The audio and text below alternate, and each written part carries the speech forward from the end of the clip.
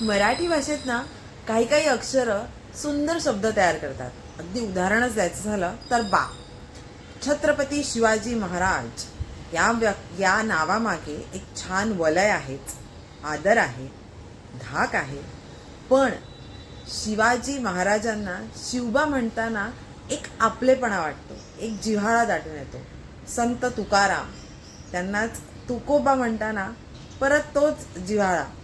अगदी वाघाला सुद्धा आपण लहान मुलांच्या गोष्टीत वाघोबा वगैरे म्हणतो, तेव्हा त्याला छान लहान मुलांच्या भाषेत समजावून सांगायला आपल्याला बरं पडतं. या बामुळे मला वाटतं म्हणूनच वडील असा जो धाकयुक्त दरारा असतो ना त्या शब्दातला, त्याला बा बा असं दोनदा बा म्हटल्यामुळे थोडं मैत्रीपूर्ण संवाद साधणं सुद्धा सोपं होत असेल. तुम्हाला काय वाटतं मला कमेंटमध्ये नक्की सांगा.